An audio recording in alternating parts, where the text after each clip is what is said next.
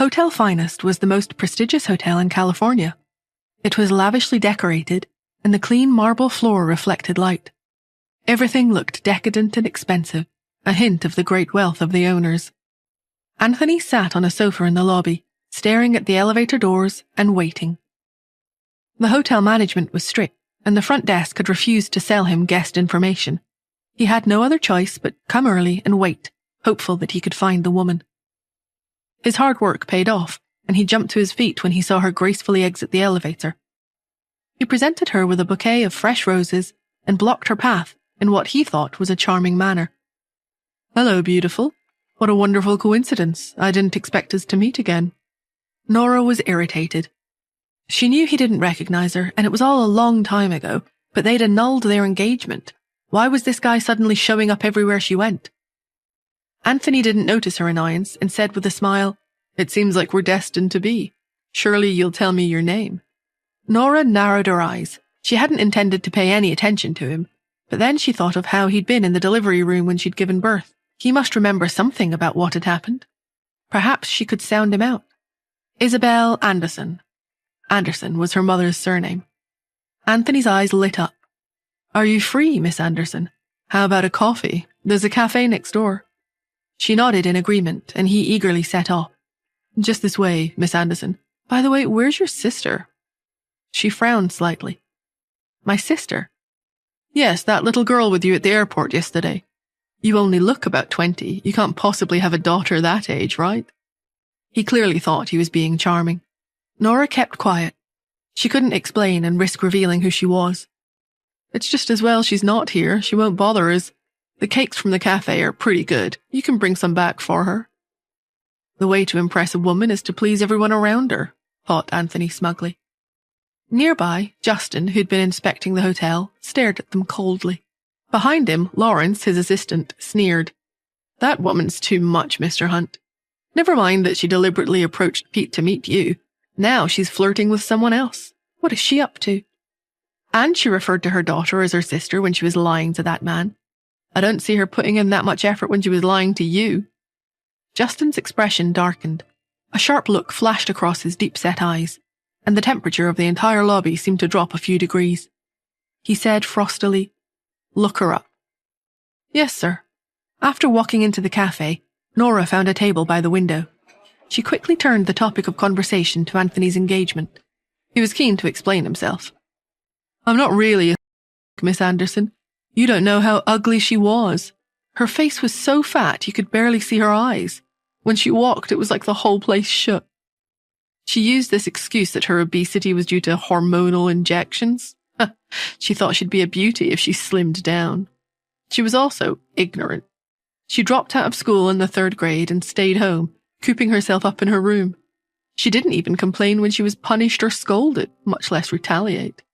How could I possibly marry her? I didn't trust her. It would have been unfair to expect me to marry an uneducated, illiterate, obese liar like that, wouldn't it?" Nora drifted off as she listened to him. She'd known since childhood that crying and making a fuss were useless in a home like hers. She'd never fought back when she was punished, because she'd always kept her mother's last words firmly in her mind. "You must seem plain and mediocre. You can't show everyone just how clever you are until you're grown up." Her mother had said it was the only way she could survive. In medical school, Nora finally revealed her extreme intelligence to the world. Since her father kept her on house arrest growing up, she occupied her time by reading medical journals about advanced surgical techniques. By the time she began school, she was far ahead of her classmates. No one understood why she was so smart, but she became a hugely successful surgeon in just 5 years. Well, the tables had turned now, hadn't they? Little did Anthony know how successful she'd become. She just needed to get her son back, and her life would be complete. I really hated the Smiths' behavior. If it wasn't for them, I wouldn't be humoring Angela now either. Anthony realized he'd said too much, so he quickly changed the subject, looking flustered. "Oh, why am I saying such things? Where are you from, Miss Anderson?" Nora made up an answer. "New York." The Andersons from New York? Anthony swallowed hard. That was a powerful family, even more so than the Hunts. Anthony was impressed. He fawned over her even more. I didn't realize you came from such a wealthy family. No wonder you're so elegant and charming. Nora ignored his attempt at a compliment and continued to sound him out. She acted casual, but her grip around her coffee cup had tightened slightly. I heard that your fiancé gave birth to a child 5 years ago, but it was abandoned. I'm really curious. Where did that child go? Anthony was dismissive. That's just a rumor, Miss Anderson. No one was abandoned. My fiancé took the child abroad. What the Smiths had announced publicly at the time was that Nora had given birth to a baby girl. They hadn't mentioned that she'd actually had twins. After all, they'd been ostracized and humiliated if anyone knew they'd done something like abandoning a newborn infant. Image was far too important to them for anyone to find out what had really happened. Nora scoffed. I'm just curious. Since you don't want to tell me, forget it. She slammed her cup down on the table and pretended she was getting up to leave, acting like a spoiled princess. It had the desired effect. Anthony panicked and reached out to grab her. That's not what I meant. Don't get mad. Nora evaded him and raised an eyebrow. So are you going to answer me or not? Her behavior didn't make him suspicious. After all, secrets and rumors about wealthy families were common topics of gossip. He spoke reluctantly. Uncle Henry Smith, was the one who handled all that back then. I really don't know anything. Nora believed that Anthony didn't know the truth. Even though he'd been there at the time, it must have been hidden from him somehow. He was of no further use to her. She got up and walked out. He watched in astonishment for a moment, but then he pushed his chair back and went after her. I'm telling the truth, Miss Anderson. Why don't you give me your number? We can contact... I don't think so. Nora got in a taxi and left him standing there, confused. Are all women from super rich families that volatile? His expression darkened. Nora contacted some private investigators she knew in California to look for more information. It was evening when she finally dragged herself back to the hotel, exhausted.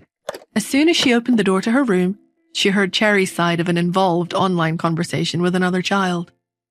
The princess is here. Everyone step aside. You're to escort her. Okay.